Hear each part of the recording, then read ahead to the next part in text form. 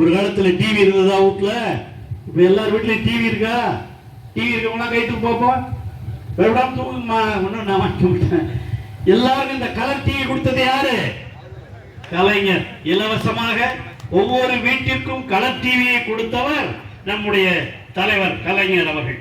அதே மாதிரி இலவச கேஸ் அடுப்பு, கேஸ் ஸ்டவ், அதை கொடுத்தவரும் அவர்தான். நுழைவுத் தேர்வு முறையை ரத்து செய்ததும் நம்முடைய தலைவர் தான். இந்த ஊனமுற்றவர்களுக்கெல்லாம் அப்பெல்லாம் என்னன்னா ஊனமுற்றவர்கள் சொல்லுவோம், அவங்களை அப்படி சொல்லக்கூடாதுன்னு சொல்லி என்ன பேர் வச்சாரு? மாற்றுத்திறனாளிகள் என்ற கலைஞர் தான். அதே போல 3ஆம் பாலினத்தவர் நான் என்னென்னமோ சொல்லுவோம். இப்ப அதெல்லாம் இப்ப நான் சொல்ல விரும்பல. ஆனா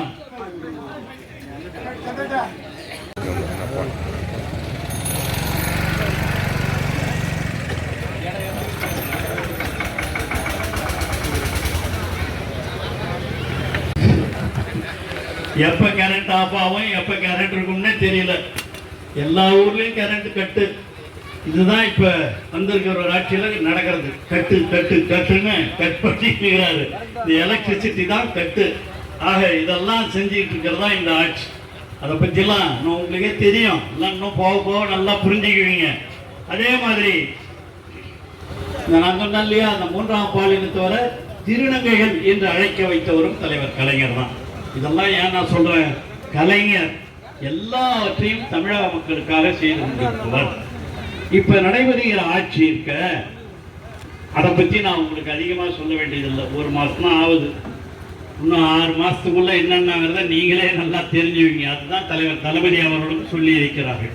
இன்று கூட காலையிலே தலைவர் தளபதி அவர்கள் கலைஞர் அண்ணா அறிவாலயத்தில் மகளிருக்காக கூட்டங்களை நடத்தி இருக்கிறார். அதுவும் மகளிருக்காக நடைபெறுகிற ஆட்சிதான் நடந்த ஆட்சிதான் கலைஞருடைய ஆட்சியும் தளபதியினுடைய ஆட்சியும்.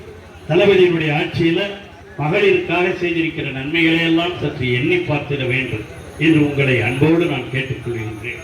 அதற்கெல்லாம் வழிகாட்டியவர் கலைஞர். அந்த கலைஞருடைய இந்த நினைவு நாள் என்பது நான் முன்பே சொன்னதைப் போல இது சடங்கோ சம்பிரதாயமோ அல்ல. நாம் அனைவரும் ஏற்றுக்கொள்ள வேண்டிய கொள்கைகளை வருங்காலத்தில் எப்படி நடக்க வேண்டும் என்பதை சொல்லுகிற ஒரு நிகழ்ச்சியாகத்தான் இந்த நிகழ்ச்சியை நாம் பார்க்க வேண்டும். ஆகவே வந்திருக்கிற சகோதர சகோதரிகளே, நீங்கள் எல்லாம் இப்பொழுது இந்த அளவிற்கு நாம் வளர்ந்திருக்கிறோம் என்று சொன்னால் கலைஞர் ஆட்சியில் அவர் செய்தது, அதை தொடர்ந்து தளபதியினுடைய ஆட்சியில் அவர் செய்தது, இந்த 5 ஆண்டுகளாக அவர் நிறைவேற்றி இருக்கிற திட்டங்களை எல்லாம் எண்ணி பாருங்கள். இன்னும் போக போக உங்களுக்கு நல்லா தெரியும். இந்த 5 ஆண்டுகளிலே தளபதி அவர்கள் ஆற்றிய பணிகள் மகளிருக்காக, விவசாயிகளுக்காக, தொழிலாளர்களுக்காக, அனைத்து தரப்பு மக்களுக்காகவும் தொண்டாற்றி கொண்டிருப்பவர் தான் நம்முடைய தலைவர் தளபதி அவர்கள். அதைத்தான் சொன்னேன். இன்று கூட காலையிலே மகளிருடைய அந்த நிகழ்ச்சியிலே கலந்து கொண்டு பேசுகிற பொழுது அவர் குறிப்பிட்டார். சில பேர் மகளிர்னு சொல்றாங்க, ஆனால் மகளிருக்காக எதையும் செய்வது இல்லை.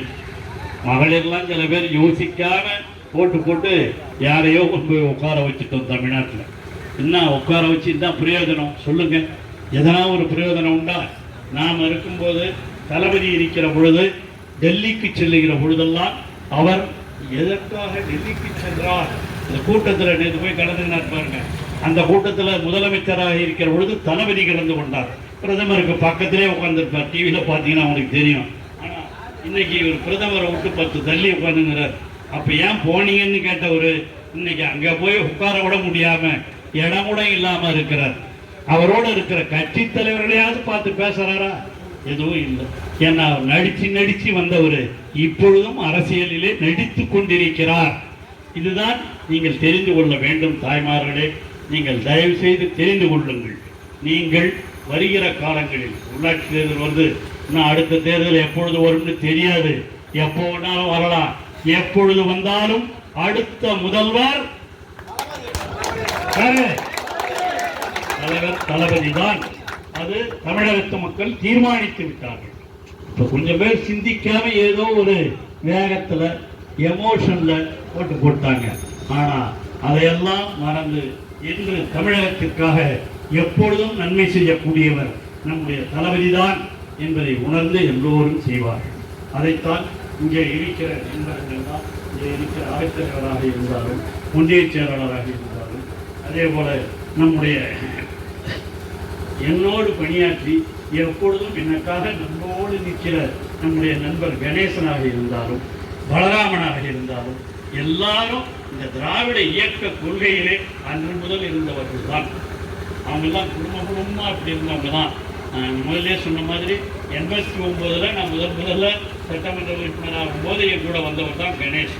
நாங்கள் 2 பேரும் அன்றிலிருந்து இன்று வரை இணை பிரியாமல் செயல்பட்டுக் கொண்டிருக்கிறோம் என்று சொன்னால் பெரியார், அண்ணா, கலைஞருடைய கொள்கைகளிலே நாங்கள் செயல்பட்டுக் கொண்டிருக்கிறோம் என்பதுதான் உண்மை. ஆகவே வந்திருக்கிற சகோதர சகோதரிகளே, நீங்கள் அனைவரும் உங்கள் வாழ்நாளில் கலைஞருடைய அந்த வரலாற்றை புரட்டி பார்க்க வேண்டும், படிக்க வேண்டும். உங்களுடைய பிள்ளைகளுக்கு, இளைஞர்களுக்கு சொல்லுங்கள். ஏன்னா இப்போ பிள்ளைங்கள்லாம் ஏதோ ஒரு மாயையில் இருக்காங்க. அவர்களுக்கு பாடம் நடத்த வேண்டியது நீங்கள் தான். இங்கே வந்திருக்கிற தாய்மார்களும் தகப்பன்மார்களும் நம்ம வீட்டு பிள்ளைங்களும் நாம தான் வளர்க்கணும். அந்த மாதிரி நீங்க தான் செய்யணும். அவர்களுக்கு பெரியார், அண்ணா, கலைஞரை பற்றி எடுத்துச் சொல்ல வேண்டும். அந்த உணர்வோடு தான் இந்த திராவிட இயக்க கொள்கைகளை எல்லாம் நீங்கள் உங்கள் வீட்டு பிள்ளைகளுக்கு, உங்கள் வீட்டு பிள்ளைகளுக்கு மட்டும் இல்லை, உங்கள் பகுதியில் இருக்கிற அனைத்து பிள்ளைகளுக்கும் எடுத்து சொல்லி அவர்களை வளர்க்க வேண்டும். அதைத்தான் இன்று தலைவர் கலைஞருடைய 103வது பிறந்த நாளில் நாம் எடுத்துக்கொள்ள வேண்டிய சூளுரையாக நீங்கள் கருத வேண்டும். கலைஞரின் புகழ், கலைஞரின் புகழ், கலைஞரின் புகழ், கலைஞரின் புகழ். நன்றி, வணக்கம்.